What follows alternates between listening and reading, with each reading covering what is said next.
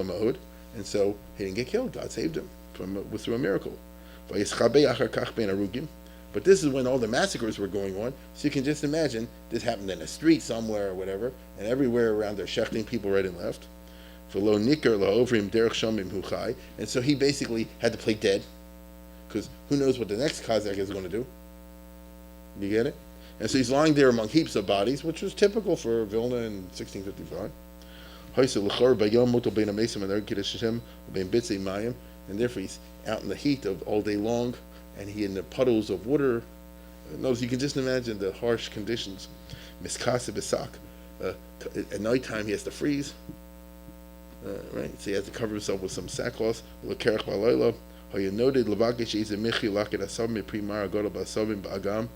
Apparently this was near some kind of a swamp or river, and so he had to eat grass, because the Cossacks still running around for days and days. So you have to just literally pretend to be dead and only eat when nobody's looking and there's no food. And so you eat grass. Well, hachis is now show. So you drink what's in the puddle of mud. This guy was lucky. This is what happened, what they call lucky in those days. B'matzav halazeh kishmoni yomim, 8 days. Atom kol etzama l'dam lavor, until those who were thirsting for blood moved on. And he was able to flee. So in other words, through this crazy set of circumstances, he did not get killed. Now wait a second. But the other people who were there were people who saw the guy chop his head off. You understand what I'm saying? I saw the guy, go look at it. And so they testified that his wife isn't a mona, not a guna, that she can get remarried. While he was lying there dead with his head quote unquote chopped off, there were some other Jews that were there also, well meaning, they were also hiding. From a distance they saw the whole beheading. They saw how he put his neck down, as I described to you. They saw the Cossacks say, "Here we go, bare your neck, get on your knees, you dog," and all that. So they were sure that he chopped the head off. And when they saw, they saw the blade, because they weren't looking close, they saw the blade make contact. So, what do you have to be, a sick dog to watch the whole thing? What more do you need? And they saw the body fall forward. So anyway, the bottom line is they were absolutely certain that they saw it. So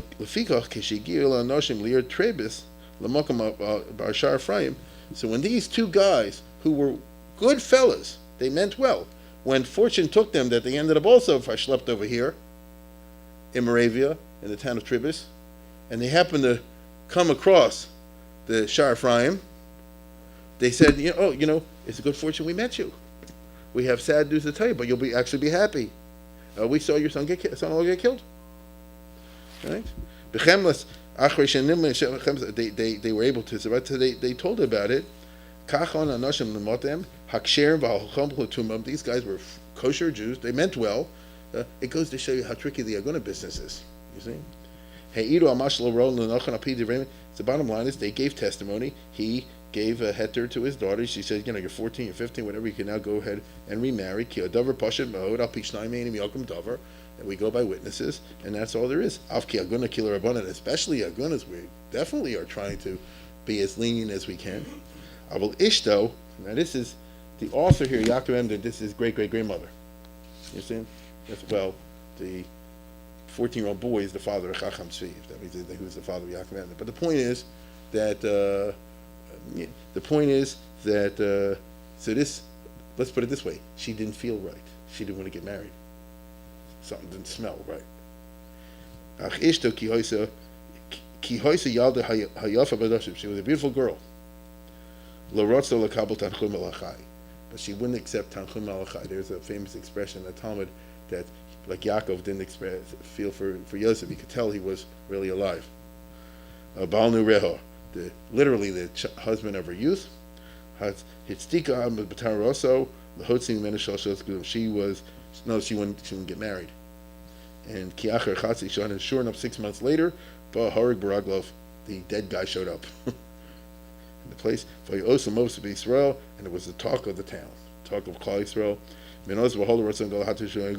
the father, the famous Rabbi Shar Ephraim, he said cognitive dissonance. He was happy to see the son-in-law, the rest of it, but he said like this: if I could make a mistake like this, and I said, I'm getting out of this business. I'm never going to get involved with this shaila again, because he saw the Siyata Dishmaya. You understand? For these kind of cases, you don't need a regular rabbi. You need somebody who's like saintly, it's a lachana or something like that, because in addition to the laws, you need Siyata Dishmaya, right? I'm sure we heard all these Moshe Feinstein stories and others about the airplanes or whatever, which is along these lines, which is that a person like this is not going to make a mistake. So he felt that he did. So why am I sharing this? This is a classic story from the historiography. Everybody should know this now. You do. But it speaks of the times, doesn't it? It goes to show you the crazy life that people were living to in these xeris, as they call it, and the wealth of problems that it afforded for the family life. In addition to this, there was simply the big problem of coping with refugees and trying to do something about the slaves. Here, I can very happily show you over here. This is Bernie Liebtag's master's dissertation. Everybody, I know you're going to laugh when I say this, but everybody should read it. But if you're at all interested in this subject, I'm going to persuade him to put it online. And no, he did his homework over here in seeing this is the question that affects us as American Jews. What did we American Jews do after the Holocaust? As I said, I'm not asking a question during the Holocaust. I'm saying, what have we done after the Holocaust? What kind of framework did we create, or did we, for the survivors? This is uncomfortable questions. If you follow the news lately, we're seeing all these unsavory stories, unfortunately, about how the claims conference in Israel, all these are ripping off the survivors. It is what it is. So what happened at that time? There were areas in Poland which were relatively less affected. For example, Vilna, at least before the Russians invaded, and then there are other Jewish communities in places like this and like this. How do they deal with the fact that all of a sudden thousands of people show up who are broke? Now, they weren't broke yesterday. They were businessmen and like everyone else, and then they got hit by Khmelnytsky or the Russians or the Tatars or something like this, so it's not their fault, and everybody's broke. And it's really interesting. I don't have the time to do it, but as I say before, anybody who's interested in the subject really ought to take a look at this material that Bernie's collected. They tried to bend the rules as much as they could. They had to obviously make emergency drafts on raising charity, but that's tricky. You have your own budgets. You can't just take all your money that you need for your local community and just give it away. So you have to balance the needs of the refugees with the needs of the present situation. That's always very tough. And so you can make a one-time appeal or a special tax, but you can't do it over and over again. They suspend, whenever possible, the Cheskas HaYishuv, for example, which is that they used to have laws in the old days. This is very common in Ashkenazi Europe, blackball. You can't move in my community because there's already two tailors here. The third one will kill the business. We don't have the room for it. This is the Jewish version of the guild system. Wasn't quite as effective, but the Jews tried to. Rashi versus Rabbeinu Tam debate this back in the Middle Ages, whether you can do such a thing that they just said before. Can you kick somebody out of your community or not let them move in the first place? There's arguments on both sides. There are only so many pizza shops the community can handle, that kind of argument. Or do you take the purely capitalist point of view, which is let the cheapest guy win and the others can starve on the street and who cares about them? This was once upon a time debated. It gives you a little bit of an idea of the terrible financial and economic stress that the other communities were subject to in trying to cope with this totally unprecedented situation. A tzedakah fund is for 2 or 3 or 4 people. It's not for 5,000 to show up. You understand? The frameworks, the institutional infrastructure that was created for handling these imaginary cases was for a relatively small number of people. I mean, how many orphans are there typically? So you have an orphanage, or what goes for an orphanage in the whole kill list. They have such things. So, there's a few. No, there's not. Now there's hundreds. And they're here to at your door. And what are you supposed to do with them? And you don't have enough food for everybody. But you can't leave a kid just to not to give them no bread, but you don't have the bread. You get what I'm saying? This placed the existing infrastructures for trying to deal with charity under unprecedented strain that they weren't really prepared to handle. There's a certain amount of breakdown. It was all part of the tragedy. The other side of this has to do with the slave market, which got glutted. Ordinarily, as I said before, the Jews created, in their history, particularly in the time we're talking about, in the 1600s. See where I'm doing over here? In the central and Eastern Mediterranean, the Sephardim, especially the Spanish Portuguese Jews and the Turkish Jews and that sort of thing, had a really wonderfully organized network of Pidyon Shvuim committees. They used to call it La Sociedad de los Cautivos, the Society of Captives, Pidyon Shvuim. And headquarters was in Venice, where there was a small but very wealthy Sephardic Spanish-Portuguese community, and also a Turkish Sephardic community. And this was where they kept the records. And everybody, look here, here's Sephardic communities here, all over the place. And they're in communication with each other. Cecil Ross has written about this, and there are correspondence. And every time a Jew went on a business trip, he had to pay to this committee, if you're a Sephardic, they had to pay in the committee a certain tax, what we would call today a protection tax, meaning, to keep the kitty having money in it. Why? Pirates. You might get caught on the high seas, and they'll have to ransom you. I've spoken many times here on the phenomenon that piracy was a business, and wherever Jews were captured, all of a sudden on Pidyon Shvuim, the fact that the pirates know that Jews have such a strong tradition is why the pirates don't kill them. Because usually when the pirates capture a ship, it's not like the movies. They immediately line everybody up in two columns, A and B. A, people will pay for them. B, over the side. If you're the Duke of Medina Sidonia, they won't kill you. It's not because they like you, because you'll get a ransom. If you're the butler of the Duke of Medina Sidonia, you're over the side. That's the way it went. If you're a poor Jewish schnook, you still go in the live column, not the dead column. Because even for poor Jewish schnooks, the Jews have this mishagas that they will pay. Now, the pirates might bargain hard with the local committees. Might end up in Algeria or Morocco or in Constantinople, or if you're a Christian over here in the island of Malta, which was the headquarters of the Christian pirates, the committee over here used to have full-time non-Jewish agents. There was a family, Garçon, a French Catholic family, that they worked for the committee in Venice, and they were on their payroll, and their job was to handle with the pirates every time some Jews get there. There was a synagogue there with Siddurim and everything like that. That was life. But we're talking about small numbers. Again, we're talking about a situation where a ship gets captured or sunk, and 5 Jews, 3 Jews over here. And so you can have a wonderful large community in Istanbul and Constantinople and Izmir and places like that to handle 5, 10, 20 people. Here come 10,000. Here come 20,000, 30,000. What do you do with that? And what they try to do is share it. They say, okay, we can't do all this money, but Venice has to give us some money, and these guys have to give money. And they sort of do for the first round, especially Salonika. But by the time you get to the second and the third round, there's no money there. And so what happens is a lot of these people either get killed or sold to slavery from Muslim families, or end up in who knows what. You see? And so you need mazel even in the slave markets, as it were. And that vastly complicates, as you can imagine, the halachic side of things, as well as being a gigantic human tragedy. Again, Bernie has a material on this. There's a guy, Adam Teller, Haifa, writes a lot about this. Let me come to the end.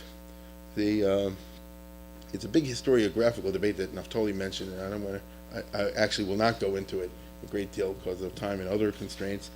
And that is, it goes as follows. Secular historians, this is a big famous non-from idea, will say it as the following, and I don't agree with this, but I'll tell you what they say. And it makes sense too. This was a traumatic experience. Everything I just read you was very traumatic. I know people here are still shuddering over what we talked about 2 weeks ago, and I understand that, because we're Americans, we're not used to this.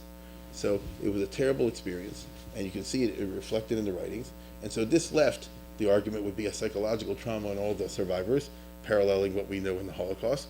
And the result was, it left them all up to screwy ideas, and since they were still religious at that time and not secular, they were looking to make the case that if 1648 wasn't a Mashiach year, then some other year was going to be, and that's how Shabtai Tzvi came along, because the whole Shabtai Tzvi episode happened in 1665 and 1666. Guess what? The wars between Russia and Poland didn't end until 1667. So the tail end of all this stuff was still going on at that time. Okay? And therefore the argument would be, this is Gershom Scholem and people like that, the argument would be that the messianism that arose out of Shabtai Tzvi was in response to the terrible traumas that happened in the Xeris Tachvatat and its aftermath. And this is the Jews looking desperately at straws, and here's a guy presenting himself as a Mashiach, and that's why they all jumped on it, and that's why the whole thing turned into a gigantic Chel Hashem, the big bubble that popped, because everybody believed in it, or a lot of people, including some big people, believed in it, and then it turned out to be false. But there's one basic problem with that thesis. There are several, but there's one biggie, and I think the geography reflects it. What am I talking about? Do you see where I'm going? If that's so, then Shabtai Tzvi should have popped up here. You get what I'm saying? What was happening to the Turkish Jew all this time? Nothing.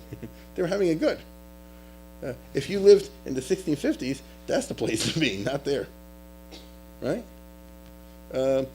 This is the primary area where Sabbatianism popped up and eventually spread to other places, making some inroads, not many, not in the 1600s in here. In the 1700s they do, but not in the 1600s. And so, do you see the point? It's oversimplistic because it ignores the basic geographical evidence. The Jews in Poland do not develop any false messianic figures in the 1600s. After Shabtai Tzvi dies, then you get a few weirdos popping in Polish Jewry, but that's already too late. Now, this means that what the secular historians were trying to do was, I think, is transpose the 20th century experience onto the 17th. To say, look what happened to us after the Holocaust and all these traumas and things that we had, and we're looking for grasping at straws. And there is some truth to the thesis that would say that the state of Israel took the place, I don't mean this in a bad way either, the state of Israel took the place of a messianic kind of deliverance, so that I know when I was a kid, people used to say like this, okay, you had the Holocaust, but then you got Israel. That there's some kind of nechama in saying, okay, some kind of geula happened. I still remember, in fact, Rabbi Salvation said that. So, you know, not that it's worth 6 million, but at least the aftermath of 1945 was 1948. So you're taking the same kind of model, I think, and transposing it on 1648 and saying, well, at least they had it. But it doesn't really quite work. It's been under attack by other historians, Moshe Adel and others, some very serious people in the last 20 years, but that'll take us a little bit too more technical than we want to go to over here. Same thing has to do with Hasidism. It is a commonplace of the secular Jewish historiography that the Baal Shem Tov was born in around 1700, 1698 or so. Obviously, Hasidism represents an escapist kind of philosophy. This is how it goes. Why would that pop up in Poland this time? Oh, they're definitely coming off the Gezeres Tachvatat. Right? It's all the same piece. He is from Podolia, no question about that. He's from the place where all the massacres had taken place, but we find no real connection in Hasidus with Sabbatianism and other kinds of messianic kind of, in fact, quite the opposite.